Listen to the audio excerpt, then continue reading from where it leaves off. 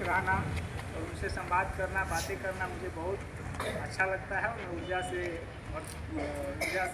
गौरवान्वित हो जाता हूँ। तो मैं आपके बीच इसलिए आया हूँ कि इस समय हमारे देश में जो युवा हैं ये भी अनेक तरह की बीमारी, तनाव, अनिद्रा, डर, भय, शंका, लोभ, क्रोध, मोह और जो युवा जीवन है या आनंद और खुशी के क्षण में मैंने जो अभी त्रुटियाँ गिनाया इससे अनेक चीज़ों से जूझ रहे हैं, जबकि युवाओं को ऐसा नहीं होना चाहिए था। तो इस तरह की और भी बहुत तरह की परेशानियाँ हैं। सोशल मीडिया से हमारे बच्चे खराब हो रहे हैं, ठीक है, पढ़ाई की जगह दूसरी दिशा में बच्चे जा रहे हैं। तो यही बात मैं आपसे करने आया हूँ कि पूरे देश के पूरे विद्यार्थी हैं आप, राष्ट्र और विश्व के युवा हैं आप, भारत और विश्व का भविष्य हैं आप। आपके इशारों पर ही आने वाला समय में उत्तराखंड और देश विदेश चलना चाहिए। तो आप जो बच्चे हैं अभी बहुत तरह की समस्याओं से ग्रसित हैं, युवा जो पीढ़ी हैं, जो विद्यार्थी हैं, मैं ये देख रहा हूँ कि भारत के बहुत सारे साइंटिस्ट या विदेश के साइंटिस्ट ये कहते हैं कि साइंस डेवलप कर रहा है, जबकि मैं ये देख रहा हूँ कि भारत के युवा अनेक प्रकार की जो समस्या मैंने गिनाया उससे और विद्यार्थी जीवन में बच्चों का मेमोरी घट रहा है, स्मरण शक्ति कमज़ोर हो रहा है, बच्चे कमज़ोर हो रहे हैं, शारीरिक रूप से, मानसिक रूप से कमज़ोर हो रहे हैं। और इतना ही नहीं, बच्चों को कंटिन्यू लगातार देखा जा रहा है कि जो हाइट है उसको लंबाई बोलते उसमें भी कमी आ रही है, ठीक है। तो इन सब का समाधान क्या है? बच्चों की मेमोरी कमज़ोर हो रही है, यादाश्त पावर कमज़ोर हो रही है, क्योंकि प्राचीन काल के जो विद्यार्थी हुआ करते थे वो स्कूल में पढ़ा करते थे। जैसे आप श्री राम का नाम सुने होंगे, मर्यादा पुरुषोत्तम श्री रामचंद्र जी, या योगी राज श्री कृष्णचंद्र, या लव कुश, या जो ब्रह्मचारिणी गण है, उमा सीता हो या कोई भी बहुत पुरानी जो लोग थे सब स्कूल में पढ़ा करते थे।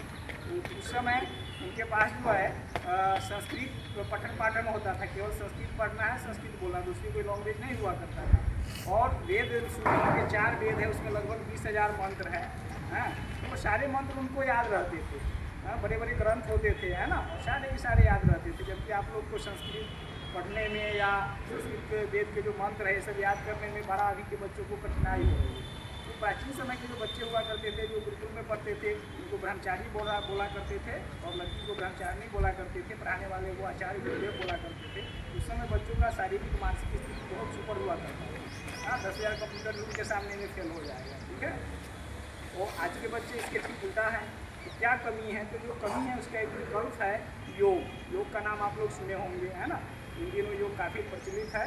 तो भारत सरकार ने इस समय योग के बहुत सारे कोर्स बनाए हैं, जैसे आप मैट्रिक है, इंटर है, उसके बाद उसको ग्रेजुएशन है, PhD है, ठीक है। तो इंटर के बाद जिसको +2 बोलते हैं, इंटर के बाद BSc योगा कोर्स बनाई है सरकार ने, BA योगा बनाया है, MSc योगा, MA योगा है, उसके बाद फिर नेट JRF करके PhD है, इसमें नाम में डॉक्टर लगता है, ठीक है। यही मैं बताने आया हूँ कि जो बच्चे हैं आप लोग भविष्य में अभी तक जो टारगेट ले चुके हैं, जिसने अपना एम्बिशन ले चुका है कि मुझको ये बनना है, अच्छी बात है वो बने। और जिनका कोई टारगेट अभी तक नहीं है, कोई एम्बिशन नहीं निश्चित है, कोई लक्ष्य निश्चित नहीं है, वो ये निश्चित करे आने वाला समय में आप +2 करने के बाद BSc योगा, BA योगा या MSc योगा, उसके बाद MA योगा, फिर नेट JRF करके आप PhD करेंगे, इसमें नाम में डॉक्टर लगता है, इसके ऊपर कोई पढ़ाई नहीं होती है।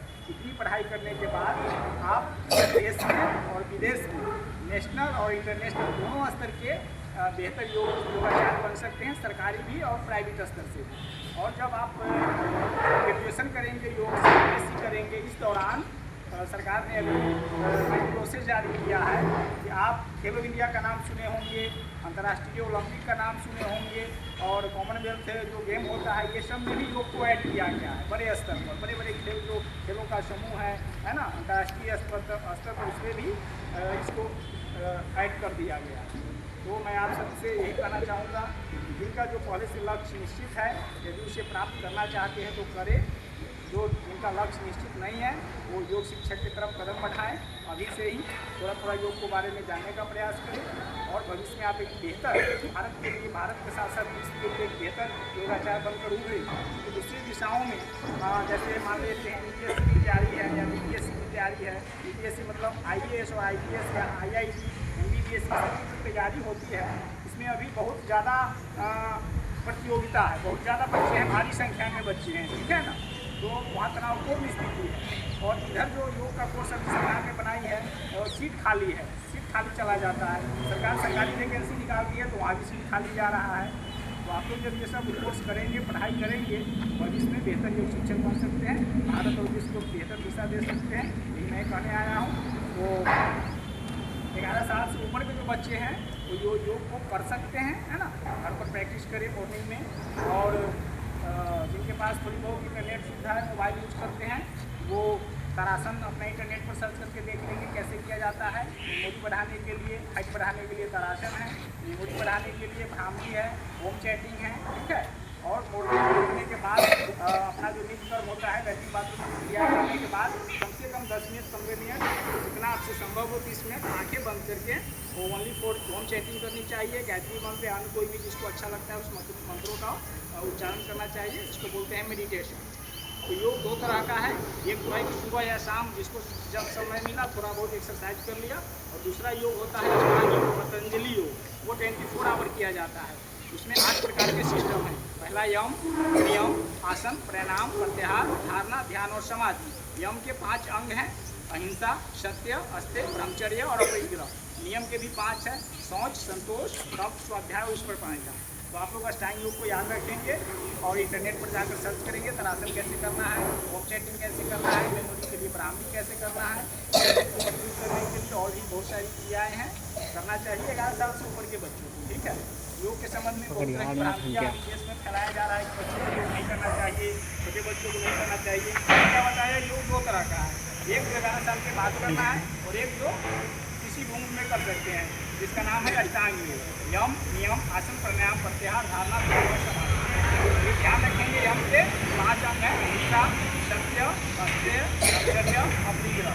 नियम के भी 5 हैं, शौच, संतोष, तप, स्वाध्याय और ईश्वर प्रणिधा।